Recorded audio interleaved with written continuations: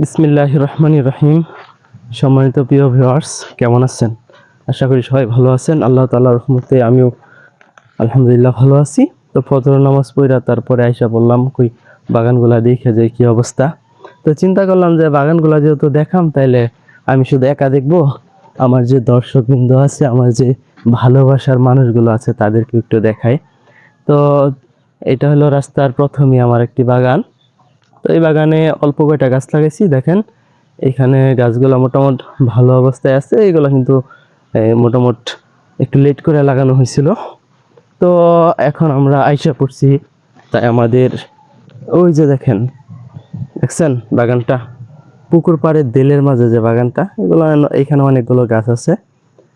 তো এখন এই জায়গায় আমরা যাব। এই জায়গায় যাওয়াটা একটু টাফ, মোটামুট কঠিন ব্যাপার, কারণ এটা ছিল মূলত বিল, আমরা বলতাম এটা জিন্না বিল। আসলে জিন্না বিল নাম দেওয়ার কারণ হলো এখানে জিনের খুব আক্রমণ হইতো, খুব বেশি বলে জিন থাকতো, এই কারণে এটাকে জিন্না বিল নাম দিয়েছে। তো এইখানে দেখেন, এই যে এখানে পানি, তো এইখানে কিভাবে পার হবো বুঝতেছি না। এখানে পাড়া দিলে কি ডাইভ পড়ে কিনা।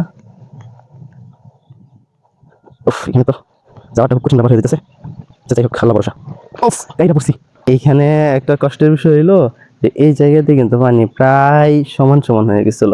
আমি আপনাদেরকে দেখাই, এটা হলো বিল, এটা হলো পুকুর, ফিশারি।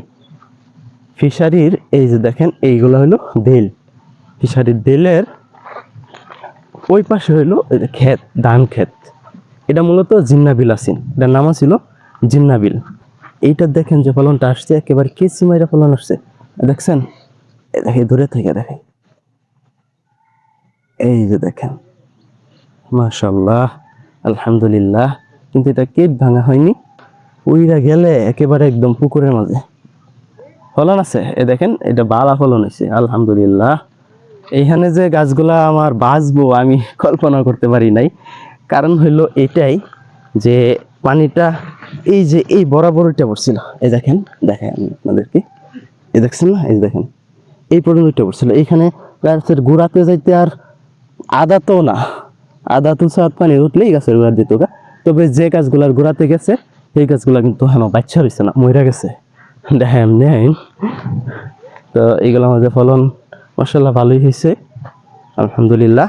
ও আচ্ছা, যে গল্পটা বলতেছিলাম যে জিন্না বিল নাম দেওয়ার কারণ, তো এখানে একটা ঘটনা ঘটছে। যে ঘটনা হইলো, এই বিল গত 7-8 বছর যাবৎ সিঁচতে পারে না, কেউ সিঁচতে পারে না, কারো ক্ষমতা হয় নাই যে বিল সিঁচবো। কারণ এই বিল যখন কলজুরে পানি শুকাইতো, একটা পর্যায়ে পানিটা এরম থাকতো যে 1 হাত বা 1.5 হাত পানি থাকতো। এই অবস্থা, আর পানি শুকাইতো না। এই যে মিশিং জুড়তো, 2টা 3টা মিশিং জুড়লেও আর কাম হইছে না, পানি এর মাঝে থাকছেই। যে কারণে একটা ভয়ের ব্যাপার আছে, আতঙ্ক হয়ে যেত মানুষ। কারণ এটা মাঝে অনেক সময় ডেক দেখা যেত। তো ডেকটা আমরা দেখি নাই, আমাদের বাপদাদারা বলে দেখছে, তারা তাদের মুখ থেকেই শুনছি। তো আপনি এত বুঝছেন এই জিন্নাবিলের ঘটনা, কি বা এটার নাম জিন্নাবিল দেওয়া হয়েছে। আর ওইখানে আছে আরেকটা, এটা হলো বরণতলা। এখানে একটা বরণ গাছ আছে, এই মিনিমাম 150-200 বছর আগের বরণ গাছ এখনো আছে, কিন্তু ময়রাকে শুকাই রয়েছে ওইটারে, ওই কারণে এটা বরণতলা দিছে। আচ্ছা যাই হোক, এই হান্দা দেখুন পল্লাগুল, মানে ডেলগুলা বালাই ভাঙতাছে, কি গাছ লইয়া ভাঙ্গে হইরে জানা কি কাটা জানে। ও আলহামদুলিল্লাহ। আপনারা যাই কইন, এই যে ফলনগুলা যখন দেখি না, দেখে হেরে কিন্তু মনটা জোড়াইয়া যায় না, তখন ভাল লাগে। তখন মনেও যে যা কষ্ট করছিলাম সব কষ্ট মনে সার্থক।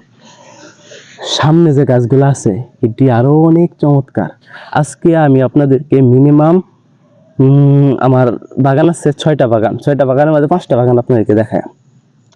আপনারা দেখুন, ধৈর্য সহকারে দেখুন, কারণ বাকি যে 3টা বাগান আছে, 3টা বাগানের যে নাজেহাল অবস্থা, এটা দেখলে খুব কষ্ট লাগে।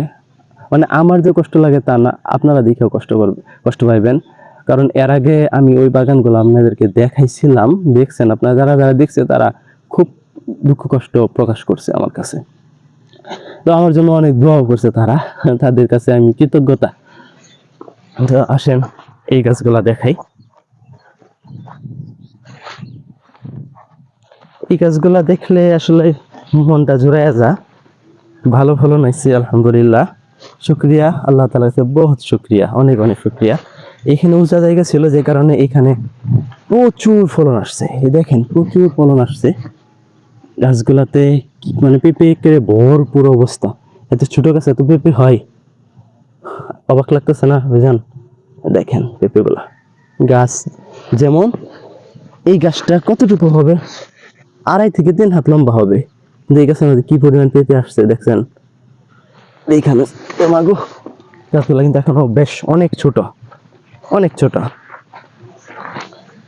এই গাছগুলো কিন্তু অনেক ছোট, দেখছেন নি? পেঁপে কারে কো, আলহামদুলিল্লাহ আলহামদুলিল্লাহ, আল্লাহ তাআলা অশেষ নিয়ামত এগুলো মাঝে।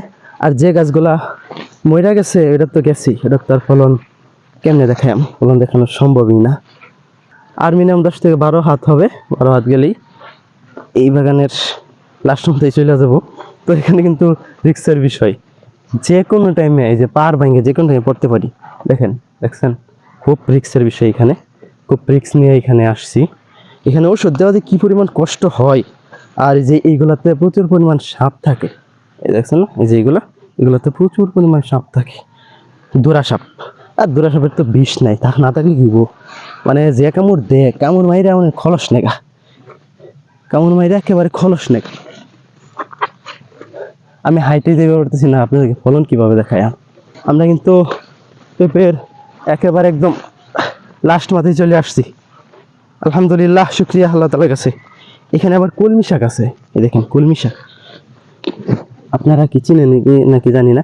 এই কলমি শাক কিন্তু খাইতে খুবই স্বাদ। এখান থেকে আমি কলমি শাক নিব, নিয়ে বাড়িতে রান্নার জন্য নিয়ে যাইব। আচ্ছা যাই হোক, শেষ করে দিছি বাগানে যে লাস্ট মাথা। আর ওই দিকে গাছ নাই, যে কয়টা গাছ আছে এই কয়টা গাছ কিন্তু মরে গেছে বৃষ্টির আক্রমণে। তো এই যে এসে পড়ছি, আসেন আমরা তারপরে যে আরো বাগানগুলো আছে সেগুলো দেখাই। যাই হোক ভিউয়ার্স, আমরা কিন্তু আপনার ঘরে এই জিন্নাবিলের কাহিনী এবং জিন্নাবিলের যে গাছগুলো আছে এগুলা দেখাইছি। এখানে যেখানে লইছি এটা হইলো কান্দার ক্ষেত। আসলে এই কান্দার ক্ষেত কিন্তু অনেক সুন্দর হয়েছিন, একেবারে যে বিলের যে গাছগুলো আছে না এই গাছগুলোর চেয়ে আরও বেশি সুন্দর হয়েছিন, কিন্তু বৃষ্টির কারণে তো এই সমস্যা হইলো। আপনারা এর আগেও দেখছেন, দেখুন গাছটির মাঝে কি পরিমাণ ফলন, মানে যে গাছটা ভালো আছে এই গাছটার মাঝে কি পরিমাণ ফলন আছে, আলহামদুলিল্লাহ, মাশাল্লাহ। তো তারপরে এখন আমরা যাই কান্দার যে আরো 2টা কুটি আছে, ছোট ছোট কুটি, এই 2টা কুটি দেখাই। এই 2টা কুটির কি অবস্থা দেখলেই বুঝবেন। তো এই যে ক্ষেতটা, এই ক্ষেতের মাঝে কয়টা গাছ আছে, আমার তো কয়েকটা গাছ, তাও কি সিডাল্লা বিটাল্লা নষ্ট, তো এই গাছও কিন্তু নষ্ট হয়ে গেছে। যাই হোক, এখানে যাই ওই কুটিটা, সামনে কুটি দেখতেছি না, সামনে কুটির মাঝে কিচ্ছু দেখা দিতেছে না, ওটা খালি ফেঁকা দেখা যাইতেছে, মানে পানিটা দেখা যাইতেছে। আসলে ব্যাপার হইলো এখানে ধান রুয়া দেম, এই কারণে এটা চুয়ালছি। আর দেখুন আমরা যে গাছগুলা যে রাখছি, উড়াইছি, গাছের গুড়াগুলো যে দেখুন, গুড়ি দেখলে মনে হইব যে কত বছর আগে জানি হচ্ছে। আর আগার দিকে যদি তাকাইন তাহলে মনে হইব যে গাছটা মনে জীবিত হোদাই খেলে কাটলাইন, এরকম মনে হইব। হ্যাঁ, কিন্তু না, এই গাছগুলো আসলে কেয়ার উপরে যে এইভাবে আসিন কেডা জানে, গুড়ি হচ্ছে কি অবস্থা হয়েছে। আচ্ছা যাই হোক, কষ্টের বিষয়। তখন আয়া বললাম আমার বাড়ির কাছে যে বাগান এটা, তো এটা দেখতেছেন যে 2-3টা গাছ, এটি কিন্তু পুরাতন গাছ, এটা হলো শাহি জাতের পেঁপে। এখানে কয়েকটা রেখে ইসলাম, বেশ ভালোই আলহামদুলিল্লাহ, পুরান গাছেও ভালো ফলন হয়েছে। আচ্ছা যাই হোক, ওখানে এই যে দেখতেছি না, এই যে মাটিগুলা উড়াইছি যে, এইগুলা মূলত আমি সার দিছি, এই গাছের গোড়াতে সার দিয়ে তারপরে আমি এই মাটিগুলা এবার সুন্দর করে বললো আর মানে ড্রেনটা কইরা হেরা মাটিগুলা দিয়ে দিছি।